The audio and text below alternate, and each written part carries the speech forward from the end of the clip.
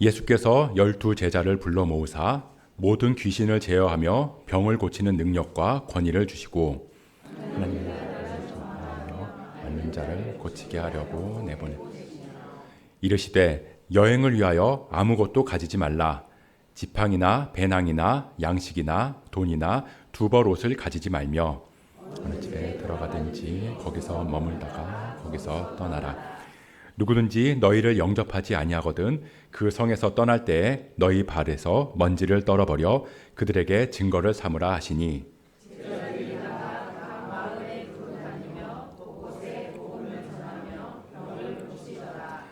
분봉왕 헤롯이 이 모든 일을 듣고 심히 당황하니 이는 어떤 사람은 요한이 죽은 자 가운데서 살아났다고도 하며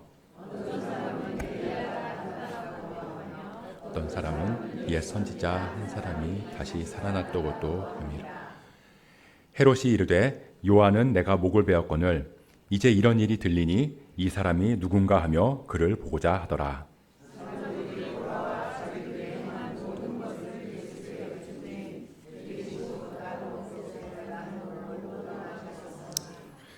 우리가 알고 따라왔거늘 예수께서 그들을 영접하사 하나님 나라의 일을 이야기하시며 병 고칠 자들을 고치시더라. 날이 저물어감에 12 사도가 나와 여짜오되 우리를 보내어 두루 마을과 촌으로 가서 먹을 것을 얻게 하소서. 우리가 있는 여기는 빈들이니이다. 예수께서 이르시되 너희가 먹을 것을 주라 하시니 여짜오되 우리에게 떡 5개와 물고기 2마리밖에 없으니 이 모든 사람을 위하여 먹을 것을 사지 아니하고서는 할 수 없사옵나이다 하니 5,000명 되밀어라. 제자들에게 이르시되 때를 지어 한 50명씩 앉히라 하시니 제자들이 이렇게 하여 다 앉힌 후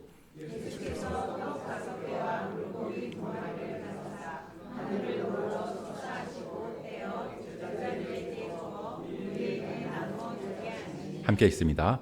먹고 다 배불렀더라. 그 남은 조각을 12 바구니에 거두니라. 아멘. 여러분들은 여행 좋아하세요? 좋아하시죠? 저는 요즘에 이 해외를 나가본 적이 없어서 잘 모르는데요. 가끔씩 이 유튜브에 올라오는 이 해외여행 관련된 영상을 보면요. 이 우리나라의 여권, 여행 갈 때 가져가는 그 여권 파워가 굉장하더라고요. 뭐 세계 1, 2위를 다툰다고 뭐 그런 얘기도 하던데 이 무비자로 갈 수 있는 나라도 많고요. 입국 심사도 그냥 간단하게 이렇게 프리패스 할 수 있는 그런 나라도 많더라고요. 다른 나라 사람들은 막 1시간 넘게 줄 서서 기다리면서 막 입국 심사를 하는데 근데 나는 옆에서 막 프리패스 통과하면 그러면 이제 어깨에 힘이 팍 들어가겠죠. 내가 대한민국 사람이라는 게 자랑스러울 거고요. 우리나라의 국력을 다시 한번 확인하게 될 거예요. 근데 그런 여권 파워를 내가 누릴 수 있는 이유가 내가 뭘 잘했기 때문이 아니에요. 내가 대한민국이라고 하는 나라에 속해 있다는 거, 그거 하나 보고 주어지는 거니까요. 그래서 외국에 나가면 내 이름이 뭔지보다 내가 어느 나라에 속했는지가 더 중요해지는 거죠. 무슨 말이냐면 그 사람이 어디 소속인지가 곧 그 사람이 어떤 사람인지를 말해준다는 겁니다. 오늘 여러분들은 심남성교회 소속으로 모이셨는데요. 그게 곧 여러분들이 어떤 분들인지를 말해주는 거예요. 한마디로 다른 개인적이거나 사사로운 목적이 아니라 선교의 사명을 가지고 선교회니까요. 선교회의 이름으로 모였다는 거죠. 그렇기 때문에 주님께서는 여러분들의 그 소속과 사명을 보시고 그에 합당한 크고 놀라운 은혜를 부어주실 줄 믿습니다. 자, 그렇게 이 궂은 날씨 속에서도 선교의 사명으로 여기까지 오셨는데 그럼 선교가 뭘까요? 우리가 선교라고 하면 저부터도 이 아프리카 오지를 가장 먼저 떠올리게 되는 것 같아요. 물론 이 복음이 필요한 것이면 뭐 거기가 아프리카든 중국이든 북한이든 정말 목숨 걸고 믿음으로 사역하시는 훌륭한 선교사님들이 많이 계시는데요. 근데 우리가 선교를 단지 그렇게만 생각하면 그러면 선교는 나랑 관계없는 그런 먼 나라 얘기가 돼버리는 거예요. 부름받은 선교사님들이나 목사님들 같이 이렇게 특정한 누군가의 사명이 돼버리는 거죠. 근데 우리가 선교를 넓은 의미에서 보면 부름받은 그리스도인들 한 사람 한 사람이 주어진 삶의 자리에서 그리스도의 제자로 살아가는 거라고 할 수 있습니다. 오늘 본문을 보면 예수님께서 12제자를 부르셨어요. 그리고 제자들한테 능력과 권위를 주시고 그리고 각 마을로 파송하시는 말씀으로 시작하는데요. 우리 오늘 본문 1절 2절 말씀 같이 한번 읽어볼까요? 시작. 예수께서 12제자를 불러 모으사 모든 귀신을 제어하며 병을 고치는 능력과 권위를 주시고 하나님의 나라를 전파하며 앓는 자를 고치게 하려고 내보내시며. 아멘. 제자들을 부르셨는데 왜 부르셨다고 그러죠? 네, 하나님 나라를 전하려고. 그리고 그렇게 내보내시려고. 내보내시려고 우리를 부르셨어요. 근데 주님은 제자를 부르시는데 왜 부르시냐면 같이 모여서 너희끼리 맛있는 거 먹으러 다니고 놀러 다니라고 부르신 게 아니라 내보내시려고 부르셨다는 거예요. 그러니까 우리가 잘 아는 말로 흩어지기 위해서 모인 거죠. 근데 그냥 내보내신 게 아니라 사명을 감당하라고 보내셨다는 거예요. 사명을 감당하라고 흩으셨다는 겁니다. 근데 그 사명이 뭐냐? 하나님 나라를 전파하며 앓는 자, 병든 자를 고치게 하려고, 다시 말해서 치유하고 회복시키라고 보내셨다는 거예요. 그리고 그 일을 위해서 뭘 주셨냐면 능력과 권위를 주셨다는 겁니다. 모든 귀신을 제어하며 병을 고치는 능력과 권위. 우리는 보통 이런 말을 들으면 귀신을 제어하고 병을 고친다는 현상에만 집중하는 경우가 많은데요. 그래서 뭔가 이제 기적을 일으킨다거나 뭐 치유 은사 같은 게 일어나야 그런 걸 봐야 능력이 있다라고 말을 많이 하게 되는데, 근데 여기서 중요한 건 귀신이나 병 고침이 아니라 능력과 권위라는 겁니다. 앞에 귀신을 제어하고 병을 고친다는 건 이 능력과 권위를 수식해주는 말일 뿐인 거죠. 제가 이 입국 심사를 프리패스할 수 있는 대한민국 여권이라고 말을 하면 우리나라의 국력이 그만큼 강해졌다는 걸 말하는 거지. 그러니까 단순히 입국 심사할 때 받는 혜택 그 자체를 말하려는 게 아니라는 거랑 마찬가지죠. 이건 그냥 우리나라 국력이 세져서 생기는 혜택 중에 하나일 뿐인 거예요. 주님께서 제자들을 내보내시면서 능력과 권위를 주셨는데 그 능력으로 예를 든 게 귀신을 제어하고 병을 고치는 거라는 겁니다. 무슨 말이냐면 이 능력이 치유와 회복을 일으키는 능력이라는 거예요.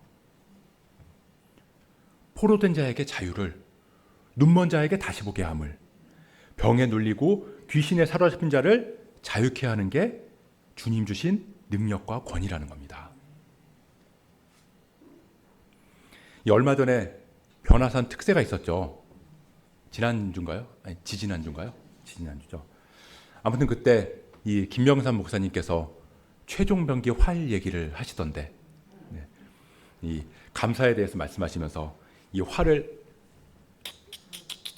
당겨서 비틀어서 탁 놨을 때 그 활이 쫙 날아가면서 그 절체절명의 순간을 확 바꾸는 것처럼 우리의 삶을 변화시키기 위해서는 이 활을 뒤로 당기는 것 같은 그런 감사의 고백이 필요하다라고 말씀하셨어요. 이 최종병기 활, 10년도 더 된 영화인데 저도 굉장히 재밌게 봤었거든요. 저도 그 영화 얘기를 하자면 이 주인공인 박해일 씨가 했던 대사 중에서 이 기억 남는 게 하나 있는데, 아마 잘 모르실 거예요. 이 적장을 죽일 수 있는 이 상황에서 그 적군 장수도 이렇게 된 거 자기 빨리 죽이라고 딱 하는데 그 주인공이 딱 그냥 죽이지 않고 뒤돌아서면서 이렇게 말하는 거죠. 내 활은 죽이는 게 목적이 아니다. 이 똑같은 활을 사용하는데 이 청나라 사람들은 남의 나라를 빼앗고 약탈하고 죽이는 그 자체의 목적을 두고 활을 사용하는데 나는 나라를 되찾고 빼앗긴 여동생을 구출하는 목적으로 활을 사용한다는 거예요. 우리에게 주신 주님의 능력과 권위가 그런 겁니다. 그 능력의 활, 주님 주신 그 능력을 사사로운 내 이익이나 영적인 유익만을 위해서 얼마든지 사용할 수도 있어요. 그런데 우리는 그게 아니라 상하고 어그러진 것들을 회복시키는데 그 능력을 사용해야 한다는 거죠. 이 땅에 이미 임한 하나님 나라를 전파하는데 그 능력과 권위를 사용해야 한다는 거예요. 나에게 주어진 주님의 능력과 권위는 사람을 살리고 세상을 회복시키는 데 목적이 있다. 그러니까 주님이 제자를 부르셨고 또 그 제자들을 보내시면서 능력과 권위를 주셨는데 제자들은 그 능력과 권위를 가지고 하나님 나라를 전파하고 세상을 치유하고 회복시키는 사명을 감당해야 된다.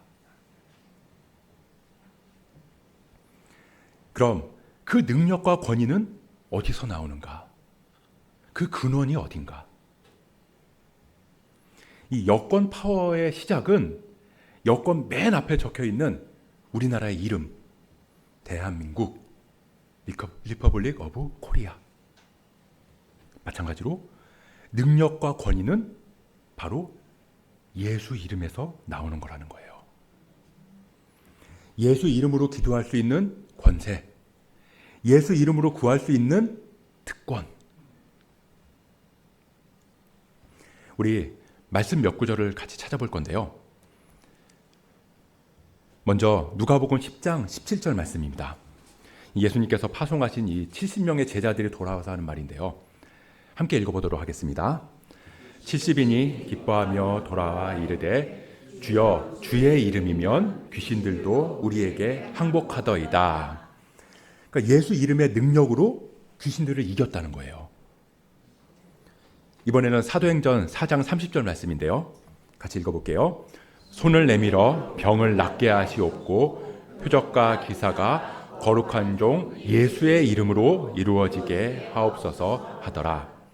그러니까 예수 이름의 능력으로 손을 대니까 병이 낫는 일들이 일어났고요.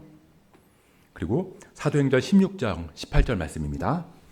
바울이 심히 괴로워하여 돌이켜 그 귀신에게 이르되 예수 그리스도의 이름으로 내가 네게 명하노니 그에게서 나오라 하니 귀신이 즉시 나오니라. 아멘. 예수의 이름의 권위로 명령하니까 귀신들이 쫓겨나갔어요. 마지막으로 요한복음 14장 13절 14절 말씀입니다. 너희가 내 이름으로 무엇을 구하든지 내가 행하리니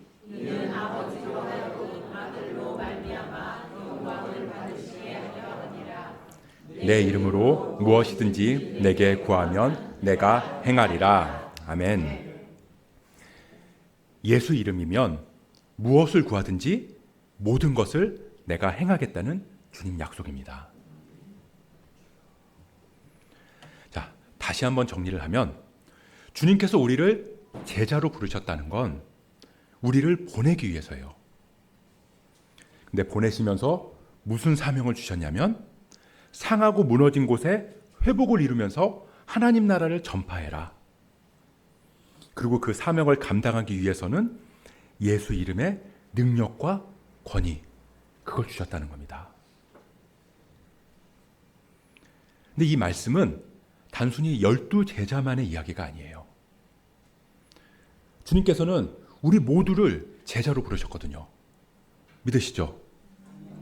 아멘.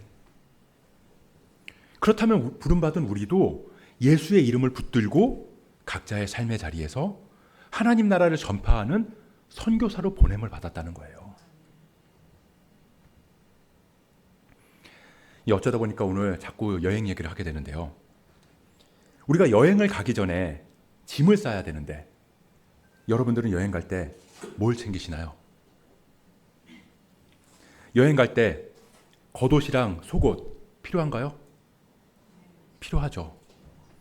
그럼 세면도구랑 수건 필요한가요?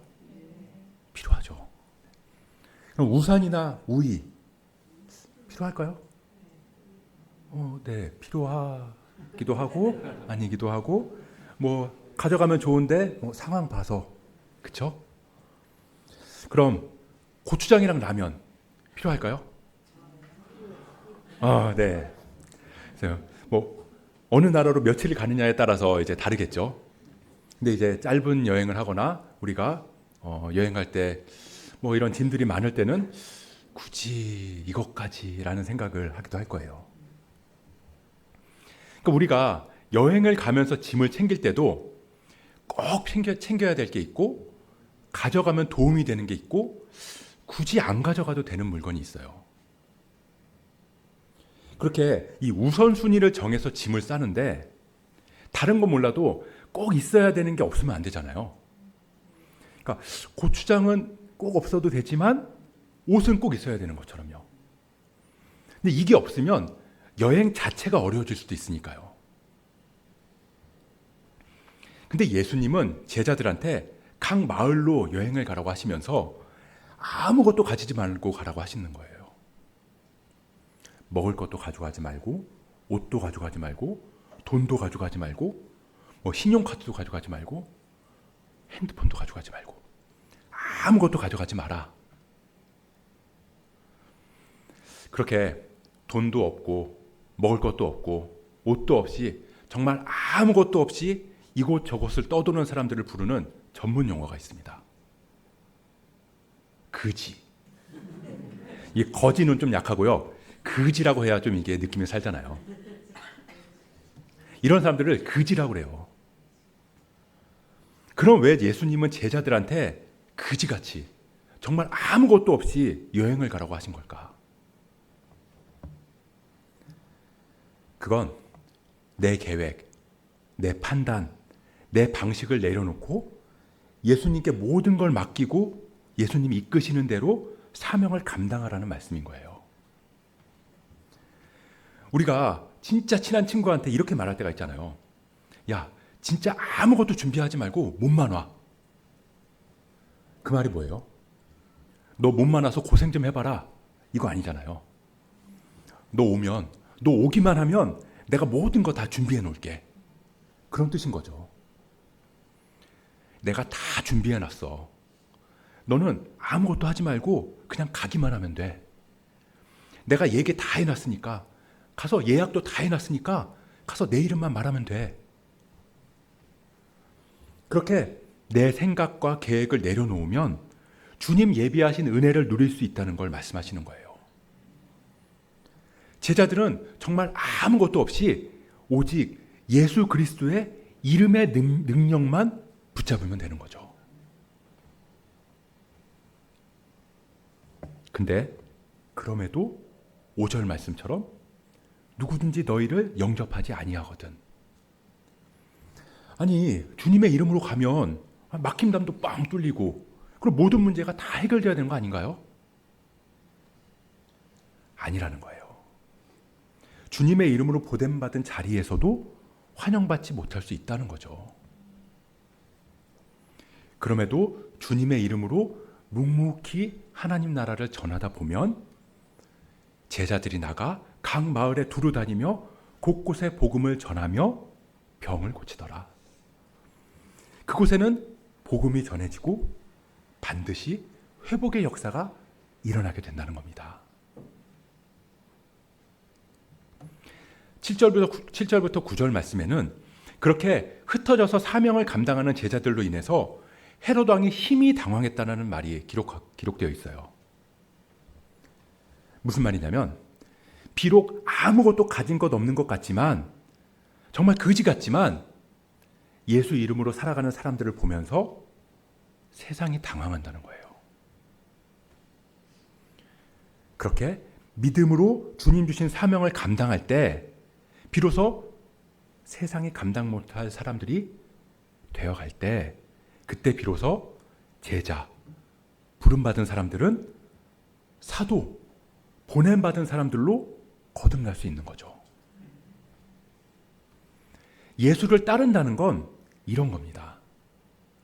선교적인 삶은 이런 거라고요. 그런데 그런 삶은 우리 삶의 모든 영역에서 나타나야 된다는 거예요. 이 10절부터 마지막 17절까지의 말씀은 우리가 너무나 잘 아는 오병이어의 기적 말씀인데요. 마태, 마가, 누가, 요한복음 이 4복음서에 모두 기록된 진짜 몇 안 되는 이야기 중에 하나예요. 제자들이 돌아왔어요. 예수님께서는 이 고생한 제자들을 데리고 위로하시려고 이 벳세다로 가십니다. 근데 사람들이 어떻게 알고 거기까지 따라온 거예요. 그러니까 사람들이 막 몰려드니까 예수님께서는 그들한테 이 하나님 나라에 대해서 가르쳐 주시고 병자들을 막 치유해 주시고 그랬는데 날이 저물어 가는 거죠. 근데 이제 제자들이 보니까 걱정이 되는 거예요. 저 사람들 배고플 텐데, 저 사람들 좀 힘들 텐데.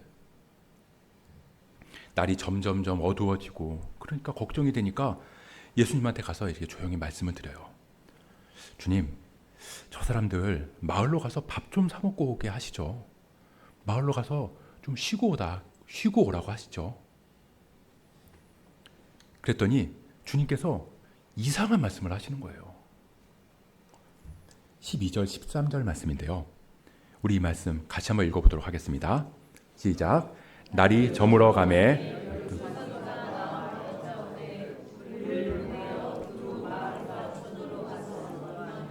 먹을 것을 얻게 하소서. 우리가 있는 여기는 빈들이니이다. 예수께서 이르시되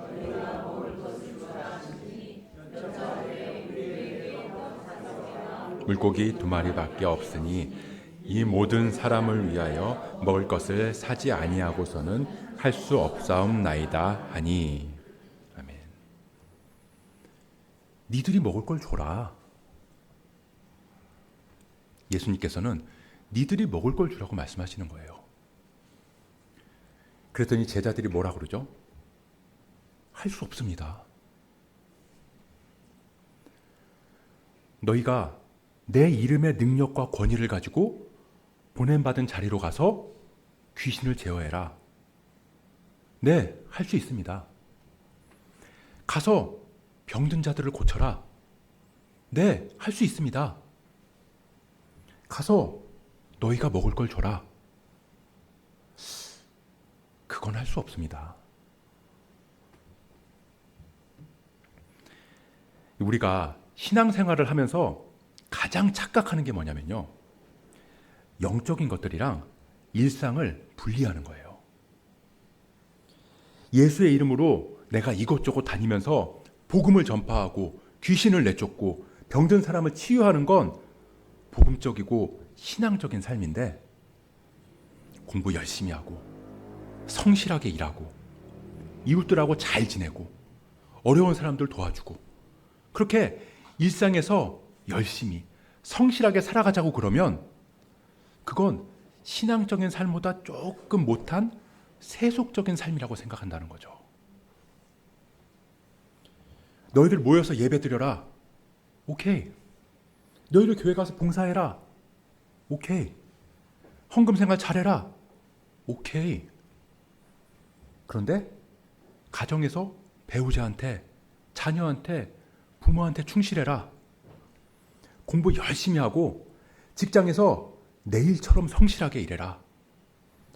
사업장에서 고용된 직원의 어려움에 귀 기울이고 적극적으로 도와라.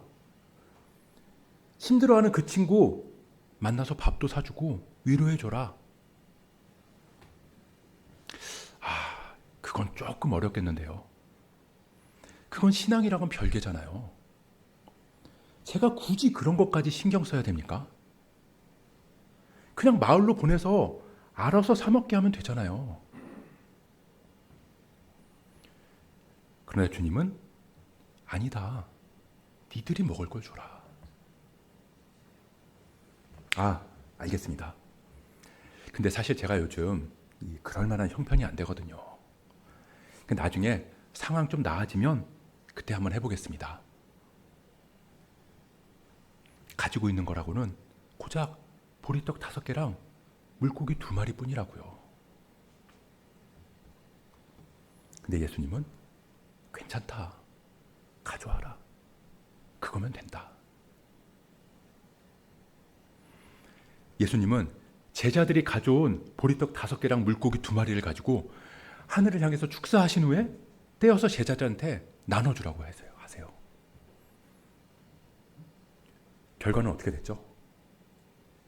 남자 장정만 5,000명, 아이들이랑 여자까지 합치면 좋기 10,000명, 20,000명은 넘을 만한 사람들을 다 먹이고도 남은 조각이 12광준이나 됐어요. 12바구니에 가득 찼습니다. 예수님이 능력이 없어서 니들이 먹을 걸 나눠주라고 했을까요?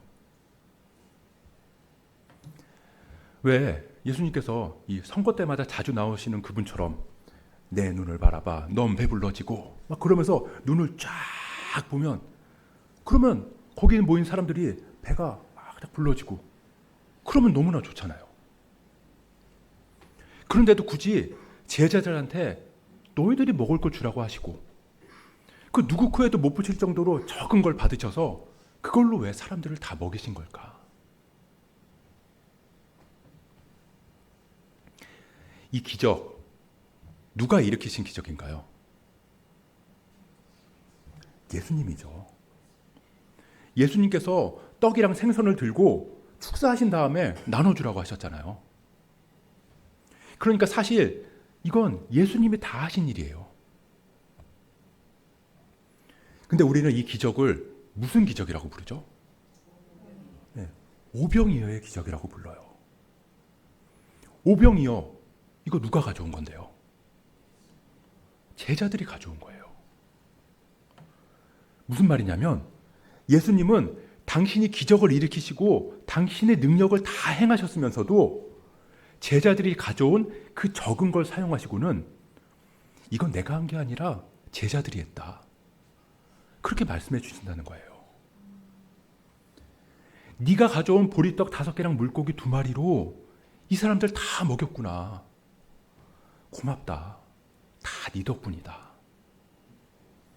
너로 인해서 이 많은 사람들이 회복됐구나. 주님께서는 우리 한 사람 한 사람을 제자로 부르셨습니다. 다른 말로 하면 우리 모두는 하나님 나라에 속했다는 거예요. 하나님 나라 소속이라는 거죠. 예수 이름의 능력과 권세를 부여받은 하나님 나라 백성이라는 겁니다. 주님은 그런 우리를 부르셔서 다시 보내세요. 어디로요? 삶의 자리로요. 가정으로, 학교로, 직장으로, 일터로, 사업장으로, 그리고 교회로. 그곳에서 우리를 통해서 사람들이 살아나고 치유되고 회복되기를 바라신다고요. 하나님 나라가 전파되기를 바라고 계세요. 우리에게 주어진 사명은 그겁니다. 우리가 예수 믿고 그리스도인이 되고 교회로 모이고 선교회로 모인다는 건 단순히 내 영적인 유익만을 위해서도 아니고 그냥 우리끼리 즐거운 친교 모임 만들기 위해서도 아니라는 거예요. 모이기에 힘쓰라는 말은 제자들이 하나님 나라를 전파하고 돌아와서 주님의 위로를 받은 것처럼 각자의 삶의 자리에서 사명을 믿음으로 감당한 사람들이 교회로 다시 모여서 주 안에서 교제하고 위로하고 서로 힘이 되어주라는 말인 거죠. 우리는 부르신 곳에서 삶의 지극히 일상적인 부분까지도 회복을 위해서 힘써야 되고요. 비록 환영받지 못하고 대접받지 못한다 할지라도 부름받은 주님의 제자로서 또 보냄받은 사도의 사명을 붙들고 그렇게 믿음으로 선교적 삶을 살아가야 됩니다.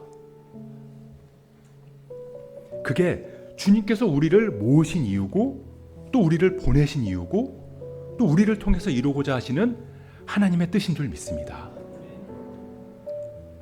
그렇게 능력과 권위에 예수 이름에 붙들린 우리가 가는 곳마다 하나님 나라가 전파되고 치유와 회복의 오병이어의 기적을 날마다 경험할 수 있는 저와 여러분 되시길 주님의 이름으로 간절히 축복합니다. 아멘.